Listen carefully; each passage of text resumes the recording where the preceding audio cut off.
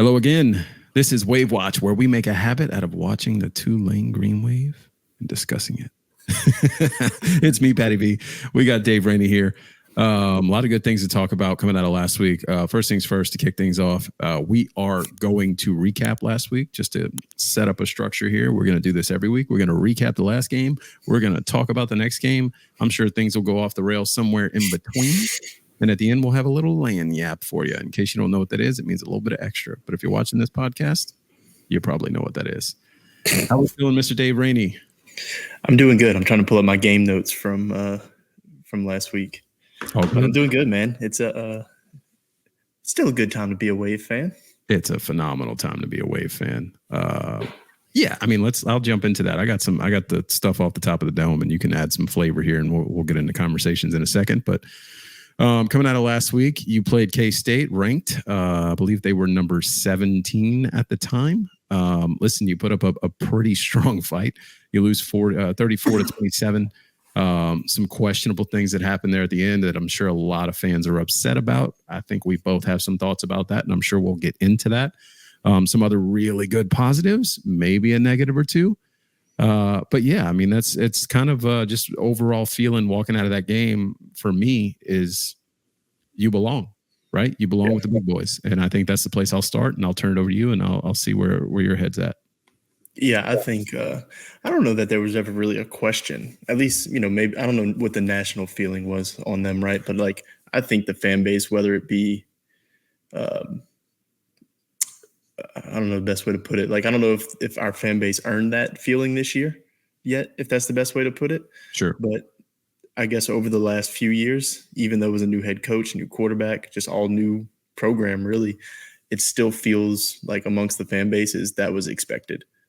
I don't know. I think a lot of the fan base expected to like win, and maybe it's bias a little bit, but like I don't think that like when we saw that 9-point or 10-point underdog, I was like, there's no way. Yeah. Like they especially when it was a team that they've beaten recently. Yeah. Like, and you say that's your main takeaway that we belong. Mm-hmm. I think my main takeaway is that Darian Mensah belongs. Yeah, that's a part of it. That's the reason you belong, right? That's the main thing right there. I mean, granted, the whole team looks phenomenal, right? Like they play big boy football, they can run the football, but you have a quarterback under center who can also run this Joe Craddock offense to perfection. There are some things you could question and things he'll grow from, but I think that he looked really good. I think for me, it was just like the only thing that gave me pause, whether or not it was like, hey, do you belong? You played an FCS opponent week one. Granted, you did everything you needed to do to them. There was still that little bit of like, this is a brand new team. These players are all playing together for the first time for the most part. New coaching staff, like you're feeling this out. So it was like, are we there? Yeah, I mean, I agree. I think we are. Yeah.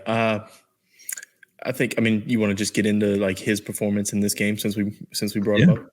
Yeah, let's do it. Yeah, I think for me, honestly, like I have no concern. We talked about this. No concerns about him at this point.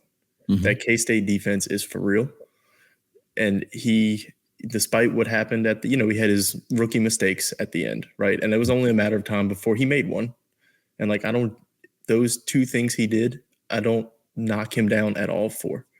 Yeah. I think, honestly, if he is given time by the offensive line, I think he can shred any defense in the country.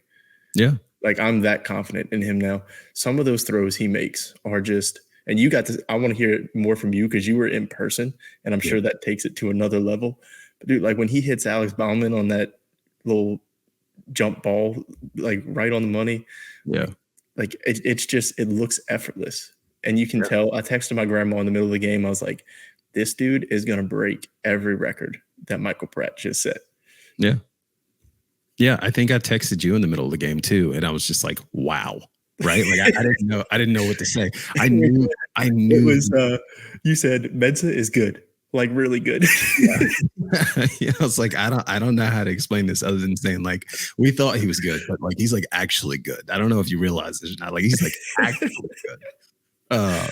Yeah, that was my takeaway. And it's funny, I had game notes, obviously being there on the sidelines, and I was recapping every play, every scoring play, and just like kept taking notes because I wanted to make sure going into post game that I had good questions for Summerall or anybody, Mensa, whoever was going to get up on the podium.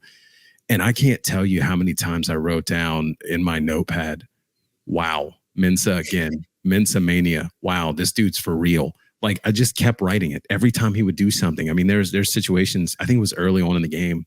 It's like a third down, a third and long, and there's a bad snap. And he one hands this snap, makes a play, gets a first down, and then they go down and score. And I'm just like, what freshman in their right mind is doing that? And then it just continued, just more and more plays. I mean, it was insane.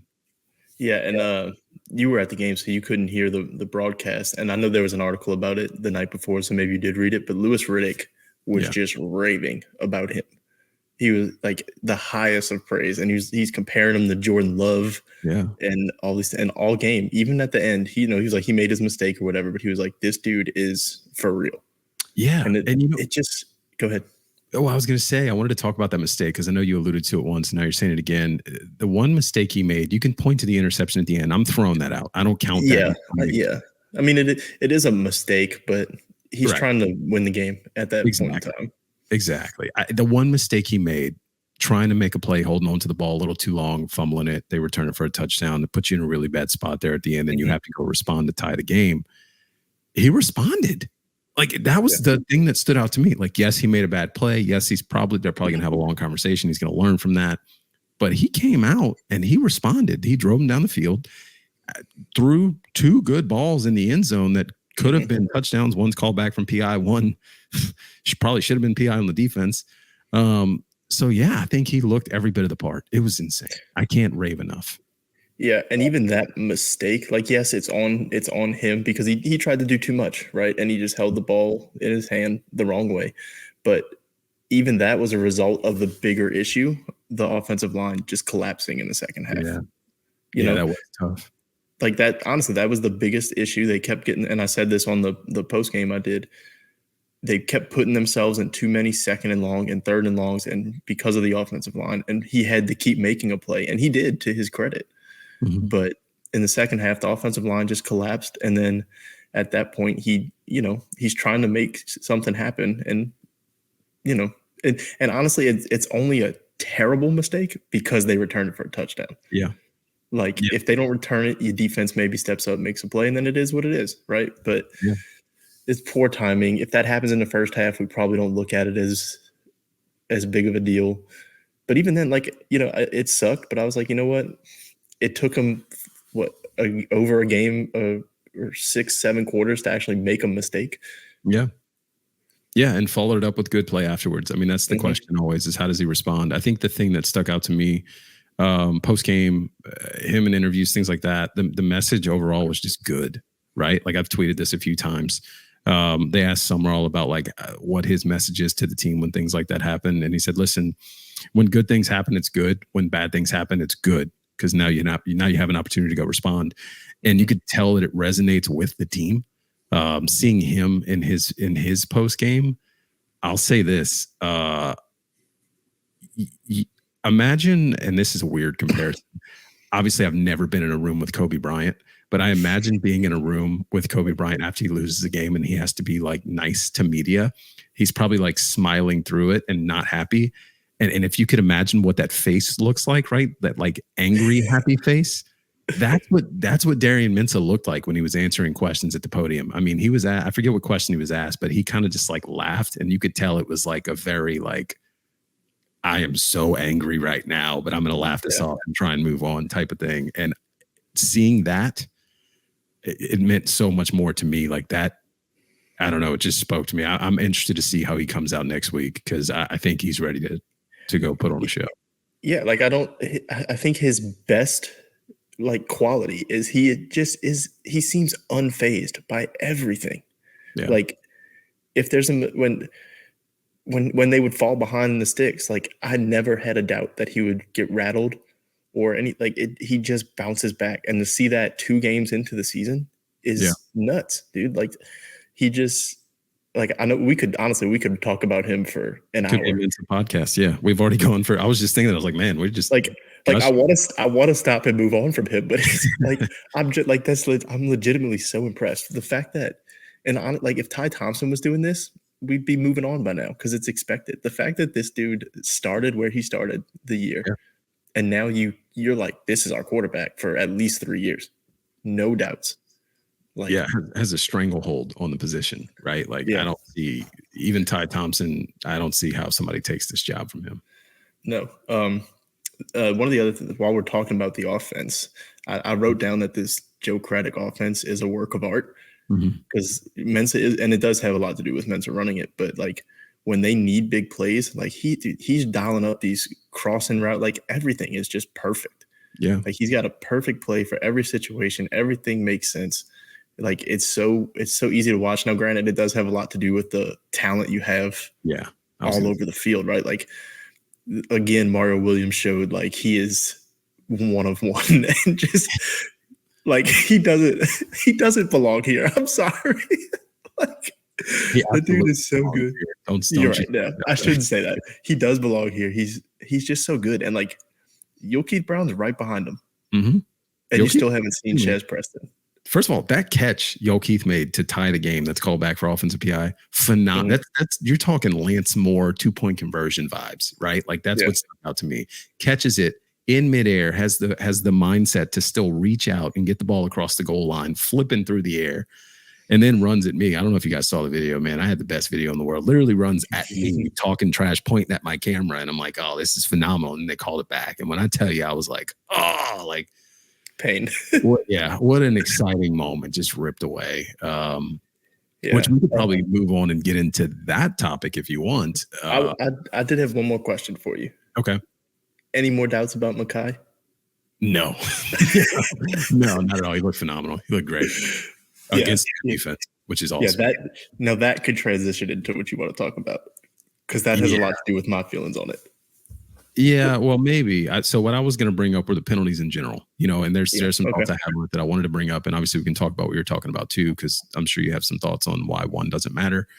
I just wanted to say I'm normally not one to point at penalties as something that's going to sway the game. I'm normally not one that's going to blame the referees for losing a game. I think there's definitely some things you can do, which you'll probably allude to still overcome that. And listen, refs are human. They make mistakes. It's not AI. They're not robots. So I hate blaming referees. But I understand the gripe that a lot of Tulane fans have coming out of this game because you see not just the offensive PI. I mean, early on, you have the lateral, which if you go watch it, it's backwards. It's if not backwards, it's at least sideways. You have the questionable non-holding call on the touchdown that ties the game.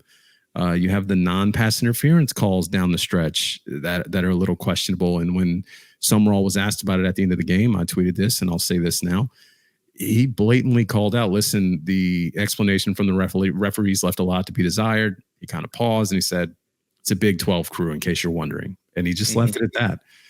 There's some weird stuff that happened there. So I get the frustration. I just wanted to call out the elephant in the room and just point it out, but I'll turn it over to you. I'm sure you have thoughts too. Yeah, no, like I agree with everything you said. And like before I start talking about the one at the end, like I don't want to come off as seeming like I disagree with you or like that I think that the penalties don't matter because they do. Like, I never want to say one penalty changes a game because like we've talked about it before, you shouldn't be in that position to begin with. Sure. But when you have multiple things like you're talking about, those things start to add up, and who knows if they do anything, if they recover the lateral, right? Like, you don't know, but they weren't given the opportunity. Yeah. But so like, yeah, I agree. And even on the last call, like I agree that it should have been a penalty.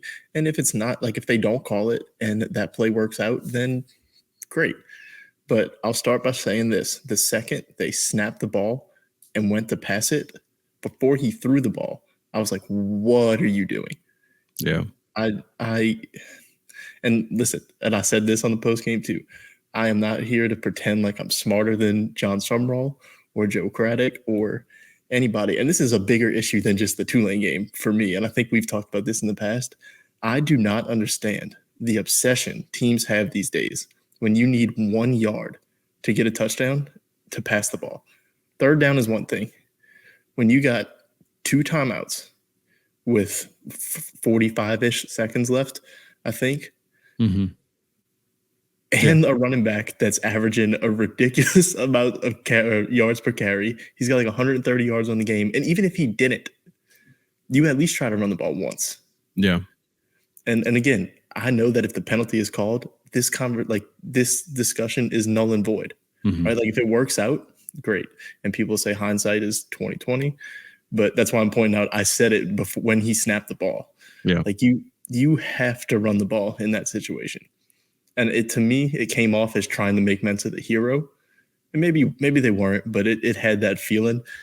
And I just I don't know, or just sometimes the coaches seem to outsmart themselves and do too much. Like football can be a simple game. And if you just hand it off, you can't tell me that if you had at least 2 chances to hand it off to Mekhi. You can't tell me that he doesn't score. Yeah, I think that it was definitely a question, right? It came up post game. Summerall gave a very coach speak answer, which what do you expect, right? I think the answer was something along the lines of they liked the matchup they had. I think if I had to overanalyze it a little bit as a fan or somebody who was watching, maybe you look back and you question if they were confident in short yardage anymore. The offensive line had been beat up a little bit there to close out that second half. They weren't really getting a push. They had gone for it on 4th down, I think, earlier and didn't get it. So maybe they were just like, hey, let's see if we can, get this mismatch out here and be able to catch them off guard and throw it in. I agree. You should run the damn ball. It goes back to the Patriots and the Seahawks in the Super Bowl, right? Like run the ball. Run the ball. It's fine, especially if you have timeouts. Run the ball. But I think if you're going to throw it in that position, if you're going to throw it, maybe throw it on 1st down. But then run it on 2nd down. What they do on 2nd, they threw it again, right? Well, no, the pass interference is the penalty, and then they get pushed back. Yeah, I'm overthinking it. So my thought is you at least, even if you're Mekhi is arguably your best player on the field at that point. Mm-hmm. Mario Williams is out there. They're all really good, but Mekhi is the guy coming into the season. He's having an awesome game. No matter what has happened, I think you trust him to at least try once. Yeah. And that was my biggest frustration. I'm still pissed off about the penalty. Of course. And it should have been a penalty, but it's just one of those things where I'm like, we shouldn't have been there. If you get stuffed and you get pushed back 3 or 4 yards, sometimes that helps on the goal line. Mm-hmm. So it's I don't know. It felt like a win-win situation there if you just try to run it. Whereas I think the negatives for passing are a lot greater. Yeah. So, but on the other hand, you're trusting Mensah to just make a play, and I can't fault that for as good as he was. It also shows a hell of a lot of trust, whether or not you think that they were trying to make him the hero or not. It shows a hell of a lot of trust in him, right? I mean, you're tying yourself to this freshman quarterback. You have to have a lot of belief in him to make that play, and he made the play. Technically, yep. It just didn't work out. Yep, but we move on. Yeah, we keep it moving. Aside from that, the only other question I have coming out of that game before we move on to Oklahoma and kind of break down that or my thoughts on that game, defense. I think you gotta figure out what's going on with the defense. Mm-hmm. There are some big plays that really led to racking up some of these statistics, but by all accounts, I mean, they ran the ball all over you. You could not get their quarterback on the ground. When Pat Jenkins was asked about it, he just basically said, listen, we couldn't tackle. Well, I would say, honestly, in the first half, I thought they did a really, really good job. This was like a classic tale of 2 halves game. Yeah. In the first half, I thought when Avery Johnson got out of the pocket, they did a great job of tackling him in space. The defenders were it felt like every play I would see Bailey. It's 1-on-1, Bailey's flying down to make a tackle. Yeah. And that's tough to do with an athlete like that. But in the second half, I don't know what changed, but their running backs just seemed to be gashing them. Yeah. It was odd. Yeah. I mean, Big Pat, that's what he said. He said, listen, we just couldn't make a tackle. So which I think that they'll probably focus on a little bit this week. I know that Summerall said before even asked, which spoke a lot to me, the defense has to be worked on, and it's something he takes personally, and he's going to fix it. So, you know, I think that he'll live up to his word. We'll see. You got to test this week. We'll see. Well, that's what I keep looking at over here. I was pulling up the. I guess we can transition into Oklahoma if you want. Yeah, let's talk about Oklahoma. Ranked number 15 coming in. I think Oklahoma's favored by, I don't know, 9. It was a good bit. I think it was double digits when I checked earlier today. Okay, but I was looking up the offensive rankings for the season. Tulane's actually ranked pretty high compared to Oklahoma on offense. Oklahoma's offense does not look good, to be fair. And they haven't played like the greatest of teams. They played Temple, which they put up 56 on Temple, which they should. And then they played Houston, who did not look good the week before. Terrible. And that kind of blows my mind because you put up 56 and you still are ranked pretty poor. I think it was like 130 something in pass offense. And rush offense ain't much better. I'm just pulling out numbers. I had them written down. Let's see. Do you have them in front of you? Because if not, I can pull them up. So it doesn't have like a I got it. It doesn't have like a number ranking, but I got the yardage. Tulane is in as far as total yards per game. Tulane is like 150 yards better per game than Oklahoma right now. I'll give you Oklahoma's rankings. I don't have Tulane's rankings because they were much better, and I'll be honest, I didn't care to write them down. Oklahoma though, offensively, on third down, they're ranked 131st in efficiency. Terrible. 108th in total offense. They're ranked 109th in passing offense and 79th in rushing. So rushing, okay, maybe. A little bit of that, just giving a little more context here, because I did a little deep dive on them not too long ago.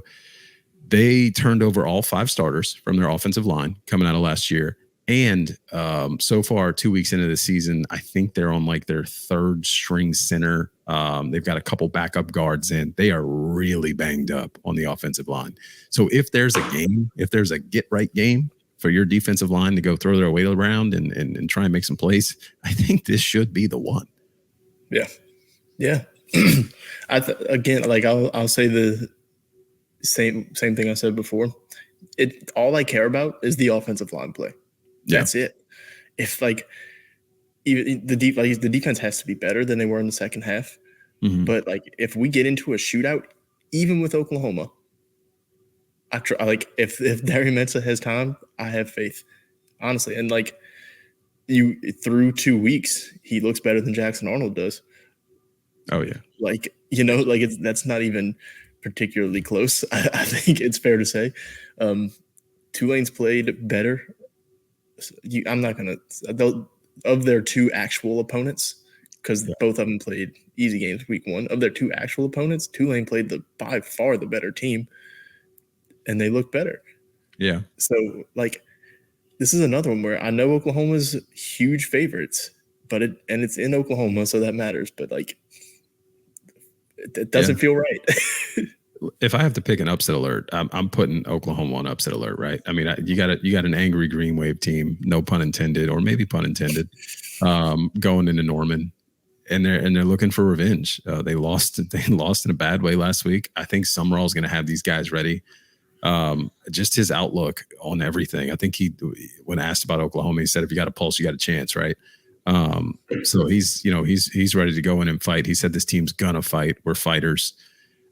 I think that there's a good opportunity here to go in and steal one in Oklahoma. You got strength against strength a little bit with your wide receiver core being, one of the better receiving cores, probably the best receiving core in the American Conference. But then playing a team that's back 7 is pretty strong in the SEC. So that's going to be tough. I think this could be a good Mekhi Hughes game. I know we're looking at Darian and saying, "Hey, you're the guy," but maybe this is a Mekhi game. Maybe you let your guys up front just pave a way and see what can happen. I'm laughing because, like, I was going to say with Chaz, but even maybe without Chaz, they have the best receiving core in this game. Yeah. How many teams are they going to go against where they don't have the best receiving core? Like, first off, let's not do that, because we know they have the best receiving core on their schedule. Sure. That's what I was going to say. Like the entire season, they will have had the best receiving core against every team you play until you make the playoff.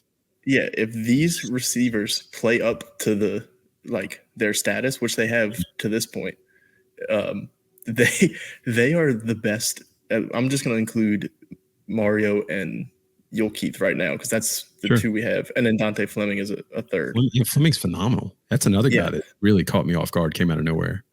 Yeah, he had a couple drops, but he bounced back this game. I thought. Yeah, he had a good game this last week.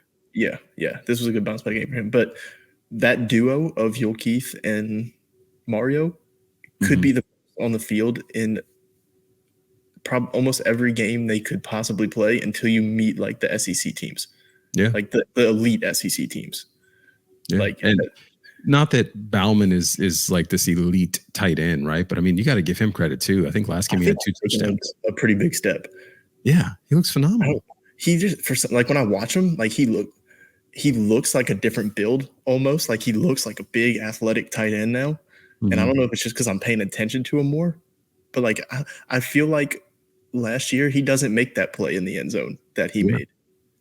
And he's high pointing the ball. He's using his body. I agree. I just but no, when you go on the road into a place like Norman, it almost has to be a Mackay game. Like you got to run the ball, take the crowd out of it, like long sustained drives. You know, we joked in the past about all the cliches when it comes to keys to the game.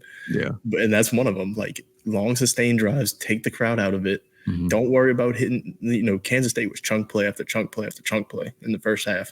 This is going to be one where you maybe just have to grind it out a little bit. Yeah, and if they have the players to do it. So yeah, we'll see. They have the depth to do it too. I mean, that's another thing about this team is that they're deep. It's not your traditional group of 5 team that maybe is just surface deep, and then after a couple guys they fall off and they get tired. This team's deep too.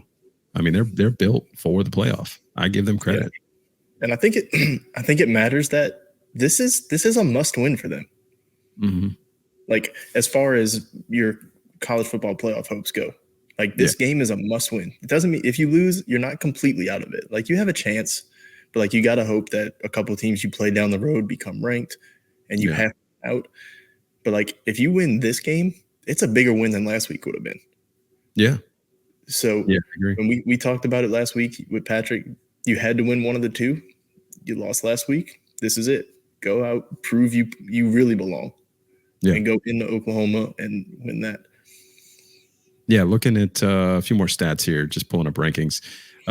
Their defense is very solid. I know we talked about this already. They're ranked 35th in total defense, 15th in rushing defense, 67th in passing defense, and 15th in scoring defense. So, we say it's a Mackay game. Maybe I'm wrong. We'll see what happens. But you got to take into account who they've played. Yeah. You played Temple and Houston, who again looked terrible the week before. So, I gotta give Willie some credit though. Willie is the type of coach that's definitely going to have about like they get blown out, they get embarrassed. He's going to come back and have his guys ready to play. He's got experience against Oklahoma. Yeah, that's true. I'm not. I'll tell you what. Like I'm not. I don't know if I'll sit here and say that I really like 100% believe they're going to win. It's going to be tough, right? Yeah. But like, it would not shock me in the slightest. Yeah. So make like a prediction. Yeah. Tulane's covering. I'll say that now. We covered 2 weeks in a row. We're covering 3. Yeah. Listen, they're covering. I would put money on that. I may put money on that. But no, I'll say they win. I think it'll be somehow I think it ends up being another shootout. Yeah. I don't know. I want to say like mid-30s would be the final score. Somewhere in there, like 35, 30, 35, 33, something like that, I don't know if we get to the 40s again, but I'll say Tulane wins. And because like it's some games that like in college football, it's weird. Like you can have a good defense and it doesn't matter. Like some games just become a shootout regardless, So I think it ends up being one of those games. I don't think Oklahoma scores many points. I think I go I think 28 wins this game for you. If Tulane can get to 28 points, I think they win the game. And with that, I'll say final score. I don't know. Let's be cutesy here. Let's be very demure. 30. Shoot, I'm trying to think. 31-21. Roll wave. You almost give Tulane the reverse cover. Yeah. I keep looking at you over here. Anybody who's wondering why I keep looking down and away, it's not because I'm a hitter and I like balls down and away. Pause. It's because Dave's face is down and away on my screen over here. So it kind of looks like you're just looking at stats. You didn't even have to point it out. That's cool. No, I wish we had Aaron on here so we could get a little prediction from him. Yeah, I know, Mr. OU. We should have had him on. Shout out to the Who Effing Knows podcast, our third leg of the Who Effing Knows podcast. If you like us here covering Green Wave, we talk nonsense on the Who Effing Knows podcast. So come join us there; it's fun. But yeah, that's it. I think that's all we got. Yeah, Lanyap. Well, let's just close out some Lanyap, man. You got anything on your mind? Anything? It could be sports, it could be life.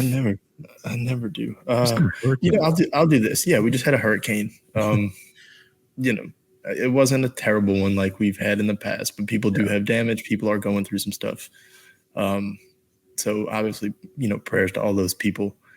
Hopefully, I think power is the biggest issue this time. Hopefully we get the power back up quick and all of that. Just all the things that come after hurricanes, man, they suck. We seem to luck out where we're at pretty often, but other people don't fare so well. So I will always have a soft spot in my heart for people that go through hurricanes, being what we've been through.